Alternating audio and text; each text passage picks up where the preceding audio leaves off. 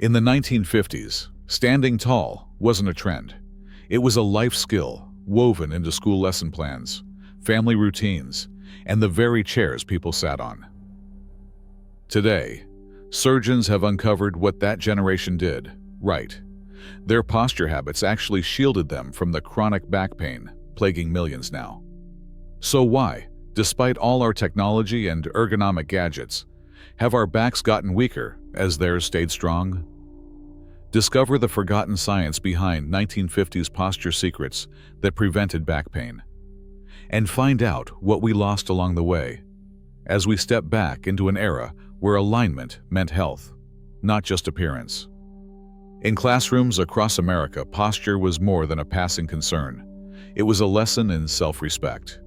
School children lined up for morning inspection, shoulders squared, chins level, as teachers surveyed for straight backs and even hips. Deportment wasn't just for report cards. It was a badge of character. Posture clinics became a fixture in public schools, where students practiced wall stands and mirror drills, their progress tracked on posture report cards. Some districts even handed out gold stars for excellent bearing, with parents invited to see their children's alignment on display during posture parades. Outside the classroom, charm schools flourished. At places like the John Robert Powers School in New York or Lucy Clayton Charm Academy in London, young women learned to balance books on their heads, glide across polished floors, and sit with poise at every occasion. One alumna, class of 1957, still remembers the pride of her graduation day. We were measured, corrected, and praised for standing with poise. I still have my report card.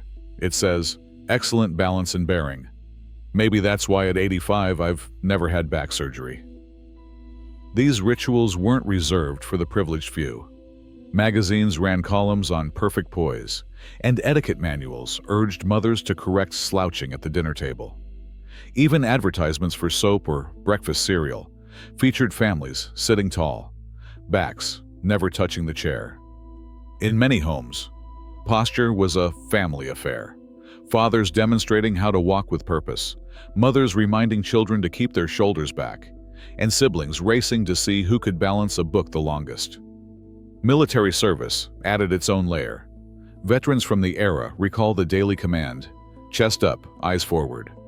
Boot camp drills, with their insistent focus on alignment, left a mark that lasted long after uniforms were packed away. For many, these habits became second nature, woven into every movement, every task. Posture in the 1950s was a public value, reinforced by community, family, and even the furniture that shaped daily life. Before ergonomic chairs or fitness trends, standing tall was simply how people showed they belonged. This culture of upright living set the foundation for everything that followed, a baseline of expectation and pride, visible in every school photograph and family gathering. Walk into a 1950s kitchen, classroom, or office, and a single detail stands out: the chairs. Hard-backed, upright, and unyielding, these seats weren't designed for lounging.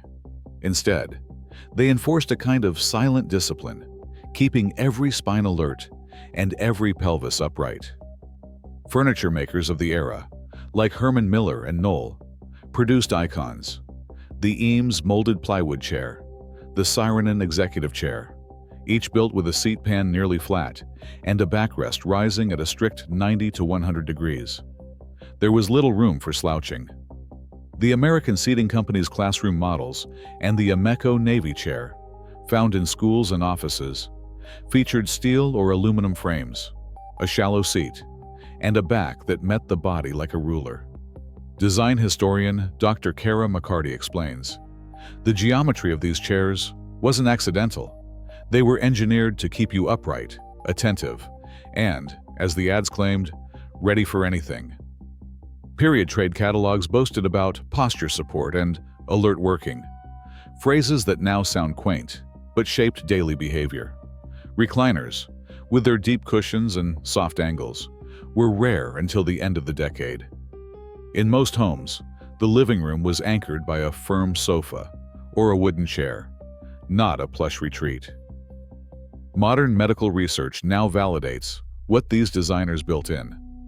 The Spine Journal's 2019 study found that sitting at a 90 to 100 degree angle, just like those mid-century chairs required, engages the core, preserves natural disc spacing, and reduces pressure on the lower back. Orthopedic surgeons warn that today's overstuffed seating, with its deep recline and soft padding, encourages the pelvis to roll backward. This subtle change can compress lumbar discs and weaken the stabilizer muscles that protect the spine. In the 1950s, posture was supported not just by culture, but by the very furniture people used every day. The built environment nudged everyone to sit tall, whether they noticed or not. That quiet influence, woven into every meal and meeting, set the stage for a kind of movement and alignment modern surgeons now wish more of us had never left behind. Movement variety shaped every hour in a 1950s household. From hauling groceries up the front steps to sweeping dust out the back door, people rarely sat still for long. The day unfolded in a rhythm of small, steady actions: hanging laundry, weeding gardens, walking to the corner store. Each task demanded a shift in position, a stretch, a twist, or a lift. This wasn't exercise by design, but the body's natural way of staying ready and resilient. Harvard Health's 2021 review found that adults who built in 150 minutes of moderate movement each week, often just by walking or doing chores, cut their risk of chronic back pain by up to 40%. Even 3-minute breaks to stand, stretch, or walk each hour reduced daily back stiffness by nearly a third. The science is simple. Every time you move, you send fresh blood to your spinal muscles and keep the discs between your vertebrae hydrated. Spinal discs, like sponges, depend on gentle pressure and release throughout the day to stay healthy. Without this, they dry out, lose height, and become prone to pain. Yale's 2020 orthopedic review points to a different danger. Adults who sit for more than 10 hours a day lose up to 18% of the size of their deep stabilizer muscles, the tiny bands that hold each vertebra in place. This muscle loss brings a 21% higher risk of low back instability and recurring pain. It's not just that movement helps. It's that stillness quietly erodes the body's natural supports. The little muscles fade, and the spine loses its steady anchor. In the 1950s, constant, low-intensity motion, climbing stairs, bending for laundry, walking to school, kept these stabilizers engaged. The body's support network stayed strong, simply because life demanded it. Movement variety wasn't a fitness trend. It was the invisible thread that held the spine and daily comfort together. Carrying a basket of laundry, reaching for a shelf, or standing to sweep the floor, these ordinary moments in a 1950s day quietly trained the body's core. Without thinking about exercise, people engaged their abdominals, obliques, and the deep stabilizer muscles that wrap the spine. Modern therapists call it incidental core activation, the natural tightening and release that happens when you lift, twist, or balance during chores. Mayo Clinic researchers tracked more than 2,000 adults over 5 years and found that those who lived with this kind of daily movement, chores, errands, standing tasks, reduced their risk of lumbar disc degeneration by nearly 30% compared to those who spent most of their time sitting. Electromyography studies show that core muscles fire at 18 to 32% of their maximum strength during simple activities like washing dishes or standing to fold clothes. That's the same range prescribed in many physical therapy routines for back protection. Instead of a single, exhausting workout, the 1950s approach built strength in steady, gentle doses all day long. The result was a spine supported by muscles that never fully shut off, even during rest. People who lived this way reported a third fewer episodes of acute back pain each year. Their backs stayed resilient because the body's natural brace, the core, was always slightly engaged. Surgeons reviewing these findings now recommend building core strength not just in the gym, but through the habits of daily life. The best spine protection, as the Mayo Clinic notes, is woven into standing, reaching, and moving with purpose from morning to night. This hidden exercise, repeated in every household task, offered a quiet shield against pain and injury, long before anyone called it a core workout. Standing on one foot while brushing your teeth, reaching for a can on the top shelf without grabbing the counter. These small balance challenges were woven into everyday life in the 1950s, quietly training a skill doctors now call proprioception, your body's sense of position in space. Without anyone naming it, these moments built an internal map, helping the brain and muscles work together to keep you upright and steady. Research in geriatrics and physical therapy shows that daily balance tasks, even as simple as pausing on one leg or walking a straight line, cut the risk of falls and back injuries by nearly a quarter in older adults. In the routines of the 1950s, this kind of training was automatic. Carrying a laundry basket up the stairs, stepping over a child's toy, balancing on tiptoes to dust a high shelf. Each act sent signals through the feet, ankles, and hips, reinforcing stability and body awareness. Unlike today's balance boards or gym drills, these habits didn't require special equipment or scheduled workouts. They simply happened, hour after hour, as people moved through their homes and neighborhoods. Surgeons now point to proprioception as a missing link in modern spine health. When the body stops practicing balance, those neural pathways fade. The result: stiffer movements, slower reactions, and a higher risk of stumbling or straining the back. In contrast, adults who keep balance tasks in their daily routine, whether by standing on one foot to tie a shoe or walking on uneven ground, maintain better coordination and a more resilient spine well into their later years. Single-leg stance tests, now used by physical therapists to assess fall risk, were once an unspoken part of daily life. The simple act of balancing, repeated in countless small moments, helped protect the spine and prevent injury. In the 1950s, balance was not a lesson or a chore. It was a quiet companion, shaping confident movement from the ground up. By the early 1960s, comfort became the new household promise. The launch of the first Lazy Boy recliner in 1961 was more than a design trend. It was a cultural shift. Advertisements promised scientific relaxation and adjustable softness, luring families away from upright chairs and into plush, reclining seats.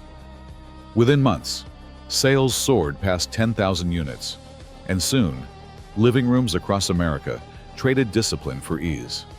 But as the furniture softened, so did the habits that once protected the spine. The numbers tell the story. In the 1950s, adults typically sat for just 4 to 5 hours a day, their routines broken up by chores, errands, and upright meals. Today, the average stretches to 10, sometimes 13 hours, most of it spent in deep seats at desks or behind the wheel. Office work, television, and car commutes have quietly replaced the movement-rich days of the past. The impact on health is just as stark. In 1970, U.S. hospitals recorded about 70,000 spine surgeries each year. By the mid-1990s, that number had climbed to 375,000, a five-fold increase, closely tracking the rise of sedentary living. Surgeons and epidemiologists now draw a direct line between hours spent sitting and the epidemic of chronic back pain. The shift wasn't gradual. It was measurable, visible in both lifestyle and the operating room. As comfort culture took hold, the body's natural supports faded. The habits that once kept spines strong and muscles engaged were replaced by convenience. The result: a generation facing more pain, more surgeries, and a growing need to rediscover the wisdom of upright living. For decades, the medical community debated whether posture truly made a difference, or if it was just another relic of the past. But today's spine surgeons and researchers are drawing a clear line between those upright habits and real, measurable protection against pain. Dr. Robert L., an orthopedic surgeon who grew up in the 1950s, puts it plainly. My childhood was filled with garden work and upright piano practice. Now, I see patients who spent their teenage years hunched over a desk, and they're needing spinal intervention before retirement. The numbers back him up. Leading spine health organizations now estimate that the majority of chronic back pain can be prevented or improved with simple movement and posture changes. The National Spine Health Foundation reports that up to 80% of posture-related back pain never needs to happen at all, if daily routines keep the body upright and moving. The Cleveland Clinic's spine specialists note that postural correction and frequent low-intensity movement can sharply reduce the need for surgical intervention, especially for adults at risk of disc problems or spinal instability. NASA's research into spaceflight adds a striking analogy. In microgravity, astronauts' spinal discs swell with fluid, stretching the spine by up to 2 inches. But without the gentle pressure and release of everyday movement, those same discs quickly become fragile, dehydrated, and prone to injury. Surgeons use this as a warning. On Earth, sitting still for hours mimics the worst effects of weightlessness, starving the spine of its natural rhythm. Only regular movement, standing, walking, reaching, keeps those discs healthy, hydrated, and resilient.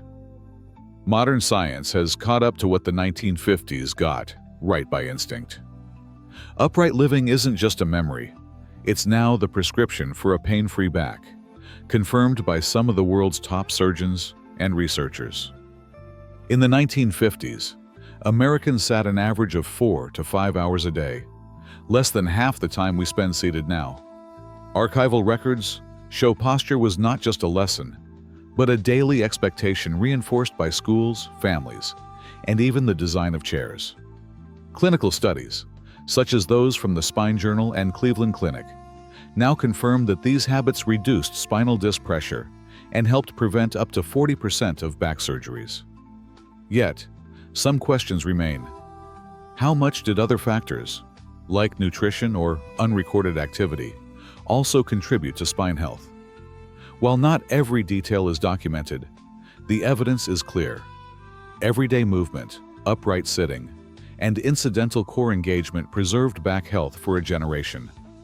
Today, with chronic pain at record highs, these simple 1950s routines offer proven strategies.